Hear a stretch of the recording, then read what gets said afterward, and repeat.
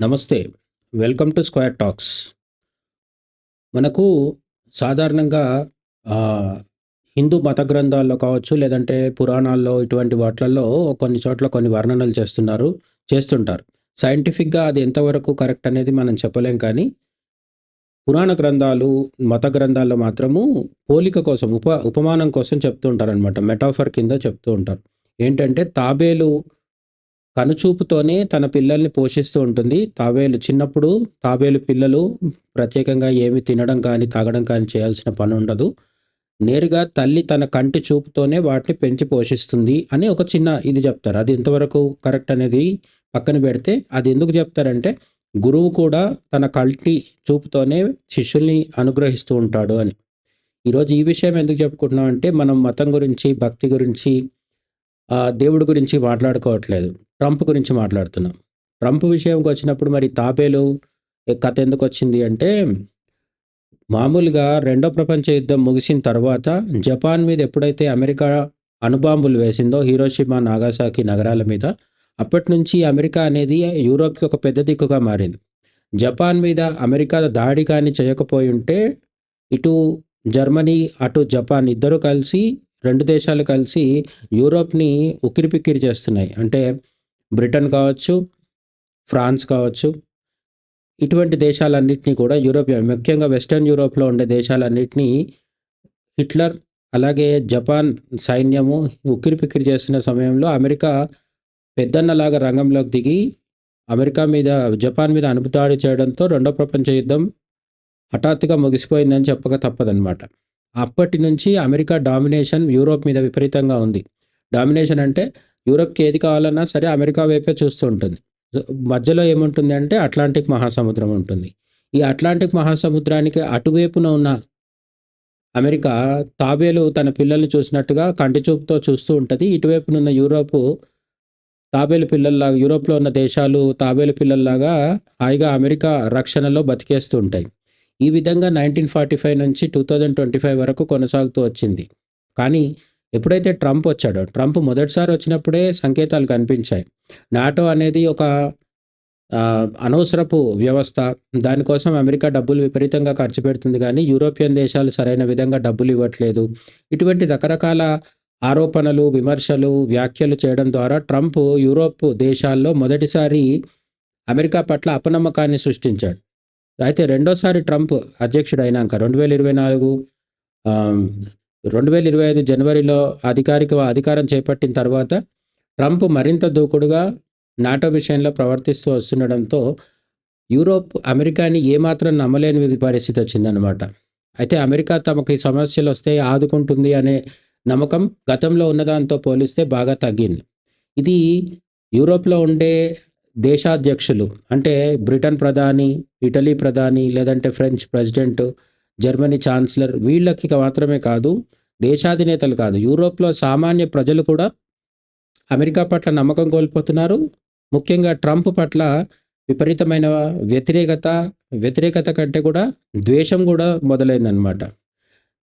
ఎంతగా అంటే తాజాగా ఒక సర్వేలో ఏం తేలిందంటే, యూరోపియన్ కంట్రీస్‌లో 48% జనాలు ఒక సర్వే నిర్వహించినప్పుడు, అందులో 48% జనాలు ట్రంప్ పట్ల ఒక ఎనిమీ ఆఫ్ యూరోప్ అనే ఫ్రేజ్‌ని వాడుతున్నారు. యూరోప్‌కి యొక్క శత్రువు. ట్రంప్ ఎవరు అంటే యూరోప్ యొక్క శత్రువు అంటున్నారు. ఒకప్పుడు ఏ అమెరికానైతే నమ్ముకొని యూరోప్ బతికిందో, ఇప్పుడు అదే అమెరికాని, ఆ అమెరికా అధ్యక్షుడిని యూరోపియన్స్ 48% మంది తమ శత్రువుగా భావిస్తున్నారు. ముఖ్యంగా బెల్జియం దేశంలో 57% మంది ట్రంప్‌ని శత్రువుగా భావిస్తున్నారు. ఫ్రాన్స్ అయితే 55%, స్పెయిన్ 52%, జర్మనీలో 50%. ఈ విధంగా పెద్ద ఎత్తున యూరోపియన్స్‌కి ట్రంప్ మీద అపనమ్మకం కంటే మించి వ్యతిరేకత, అంతకు మించి ద్వేషం కూడా వచ్చేసిందని చెప్పాల్సిన అవసరం ఉందన్నమాట. ఇదంతా ఎందుకు జరుగుతుంది అంటే, ట్రంప్ అమెరికా ఫస్ట్ అంటున్నాడు. మామూలుగా అమెరికా ప్రెసిడెంట్స్ ఏందంటే, అమెరికాలో ఉన్న ప్రజల బాగోగులు ఎలాగో నడుస్తూ ఉంటది. అంటే అమెరికాలో 50 రాష్ట్రాలుంటాయి. ఆ 50 రాష్ట్రాల గవర్నర్లుంటారు. అక్కడ స్థానిక పాలనంతా వాళ్ళు చూసుకుంటూ ఉంటారు. అమెరికా అధ్యక్షుడు ఎప్పుడు కూడా ప్రపంచాన్ని చక్కబెట్టడం మీదే దృష్టి పెడుతూ ఉంటాడనమాట. ఏ దేశంలోనో ఒక దేశంలో అంతర్గత రాజకీయాల్లో కల్పించుకోవడము, ఏదో ఒక దేశంలో యుద్ధాలు చేయించడము, యుద్ధాలు మాన్పించడము ఇటువంటివన్నీ చేస్తుంటారు.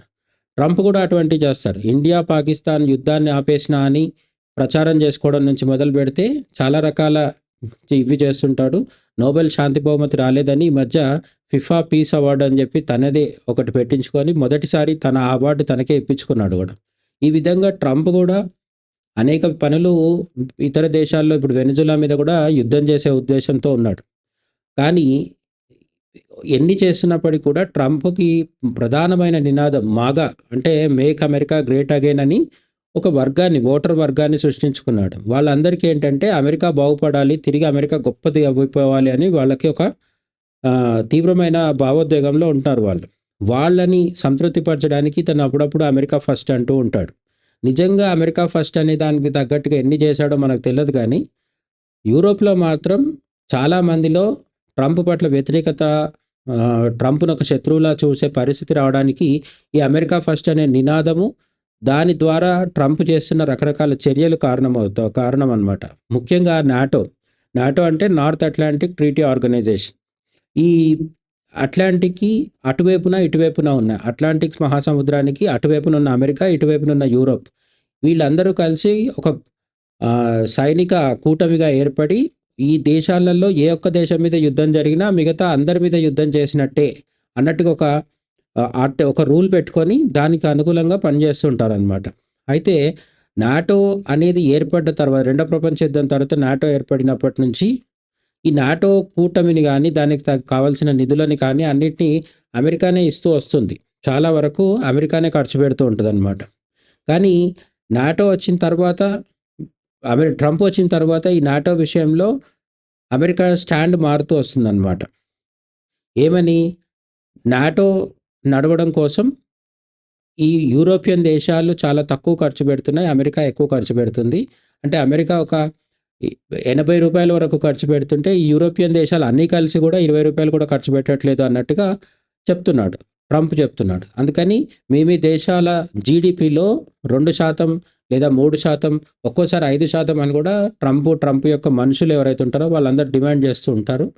ఈ విధంగా మీ బడ్జెట్‌ని పెంచండి నాటో కోసం, లేదంటే నాటోని పట్టించుకోవడం మానేస్తాం మేము కూడా అని చెప్తున్నారు. దీనివల్ల ఏమవుతుందంటే యూరోప్‌కి రష్యా నుంచి పుతిన్ ఈ మధ్య కాలంలోనే చెప్పడం జరిగింది. యుక్రెయిన్‌తో వార్ మానేస్తాను అనాల్సిన ట్రంప్ యుక్రెయిన్ యుద్ధం విషయం పక్కన పెడితే నేను యూరోప్‌తో కూడా యుద్ధానికి సిద్ధంగా ఉన్నాను. యూరోపియన్ దేశాలు అన్నీ కలిసి రష్యా మీదకి యుద్ధానికి వచ్చినా ఐఎమ్ రెడీ టు ఫేస్ అంటున్నాడు. కాబట్టి యూరోపియన్స్‌కి చాలామందికి ఏమైందంటే రష్యాతో యుద్ధము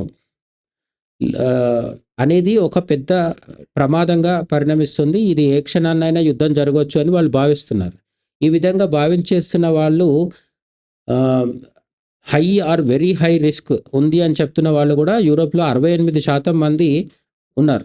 వీళ్ళందరూ ఏమనుకుంటున్నారంటే ఈ సర్వేలో 68% మంది అభిప్రాయం ఏమని తేలిందంటే అమెరికా సహాయం లేకుండా, అమెరికా యొక్క సైనిక ఆయుధ సహకారం లేకుండా యూరోపియన్ దేశాలు అన్నీ కలిసి కూడా రష్యాని ఎదుర్కోవడంలో విఫలమవుతాయి. ఈ అమెరికా రష్యాని ఎదుర్కోలేవు అని చెప్పి యూరోపియన్స్ ఫీల్ అవుతున్నారు. అంటే వాళ్ళ మీద వాళ్ళకు నమ్మకం లేకుండా పోయింది. దీనికి కారణం ఏంటంటే రెండో ప్రపంచ యుద్ధం తర్వాత అనేక దశాబ్దాలుగా ఏ సమస్య వచ్చినా అమెరికా చూసుకుంటుందిలే అన్నట్టుగా ఒక రకమైన ఏమంటారు అశ్రద్ధతో కాలం గడిపేస్తూ వచ్చారనమాట. ఎంతసేపు వ్యాపారాలు చేసుకోవడమే తప్ప సైనిక శక్తిని పెంచుకోవడము, ఆయుధ శక్తిని పెంచుకోవడంలో యూరోపియన్ దేశాలు విఫలమయ్యాయి. అమెరికా ఛత్రఛాయ కింద, అంటే అమెరికా యొక్క అంబ్రెల్లా కింద బతికేయడం అనేది అలవాటు చేసుకున్నాయి. కానీ ట్రంప్ వచ్చిన తర్వాత ఏంటంటే ట్రంప్ యుక్రెయిన్ రష్యా వార్ విషయంలో వ్యవహరిస్తున్న తీరు చూసి మొదటిసారి యూరోపియన్స్‌కి డైలమా మొదలైంది. కన్ఫ్యూజన్ అండ్ అపనమ్మకం కూడా మొదలైంది. ఏమని అంటే ట్రంప్ రష్యా పెట్టే షరతులకు అన్నిటికీ ఒప్పుకొని యుక్రెయిన్ తన భూభాగం కోల్పోయింది, ఏదైతే ఎంత భూభాగం అయితే కోల్పోయిందో 18%, 20%, ఆ భూభాగం అంతా రష్యాకే వదిలేసుకొని రష్యా చెప్పినట్టుగా విని యుక్రెయిన్ కాంప్రమైజ్ అవ్వాలి అని యుక్రెయిన్ మీద ఒత్తిడి తెస్తున్నాడు తప్ప రష్యాని ఒత్తిడి తెచ్చి పుతిన్ని బెదిరించడం కానీ, లొంగదీసే ప్రయత్నం కానీ ట్రంప్ చేయట్లేదు. ఇట్లా ట్రంప్ రష్యాతో మెతకగా వ్యవహరిస్తూ, నాటో విషయంలో యూరోప్ మీద ఒత్తిడి తీసుకొస్తూ, ఇవన్నీ చేయడం వల్ల యూరోపియన్ లీడర్స్‌కి కూడా చాలా భయంగా, బెరుకుగా అలాగే కొత్త ఆలోచనలొస్తున్నాయి. ముఖ్యంగా ఫ్రాన్స్ ప్రెసిడెంట్ మాక్రాన్ గాని, జర్మనీ స్కాల్స్ అని మన అక్కడ ఛాన్సలర్ ఉంటారు గదా! జర్మనీ అధినేత ఎవరైతే ఉన్నారో వీళ్ళందరూ గూడా బయట బాహాటంగానే పిలుపునిస్తున్నారు. ఏంటంటే అమెరికాని కాదని మనంతలో మనము యూరోపియన్ దేశాలు గట్టిపడాల్సిన అవసరం ఉంది. ఆర్థికంగా కంటే గూడా ఆయుధాల పరంగా గావచ్చు, సైనికంగా గావచ్చు మన బడ్జెట్‌ని పెంచుకొని అమెరికా మీద ఆధారపడటం క్రమక్రమంగా తప్పించాలి అని చెప్పేసి వీళ్ళు పిలుపునిస్తున్నారు.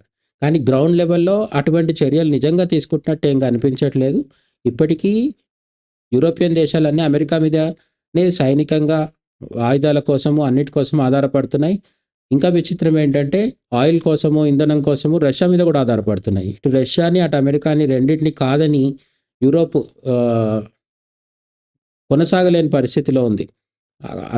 అందుకని ఒకప్పుడు బ్రిటిష్ ఆహ్, ఇండియా లాంటి పెద్ద పెద్ద దేశాల్ని ఆక్రమించి ఇక్కడి నుంచి దోపిడీ చేసుకొని వెళ్ళి ఒక వెలుగు వెలిగింది. అట్లనే జర్మనీ, ఫ్రాన్స్ ఇవన్నీ కూడా ఒకప్పుడు సూపర్ పవర్స్‌గా ఉండేవి రెండో ప్రపంచ యుద్ధానికి ముందు. అటువంటి యూరప్ ఇప్పుడు పేరుకు మాత్రమే గొప్పగా అభివృద్ధి చెందిన దేశాలు అని చెప్పుకుంటున్నాయి గానీ, నిజంగా భద్రత విషయంలో వచ్చినా, లేదంటే యుద్ధం విషయంలో వచ్చినా సరే ఇండియా, చైనా, రష్యా లేదా అమెరికా ఇటువంటి దేశాలతో పోటీ పడే స్థితిలో యూరోప్ ఎంతమాత్రం లేదని చెప్పేసి చాలామంది విశ్లేషకులు చెప్తున్నారు. విశ్లేషకుల మాటే కాదు, స్వయంగా తాజా సర్వేని బట్టి యూరోప్‌లో ఉన్న ప్రజలే దాదాపు 50% నుంచి 68% మంది ప్రజలు తమ మీద తమకే నమ్మకం లేకుండా రష్యా ఎప్పుడు దాడి చేస్తుందో అనే భయంలో ఉన్నారు. ట్రంప్ తమని ఆహ్, నడి సముద్రంలో ముంచేస్తాడేమో అనే గందరగోళంలో గూడా వాళ్ళందరూ ఉన్నట్టుగా తాజా సర్వే చెప్తుందనమాట.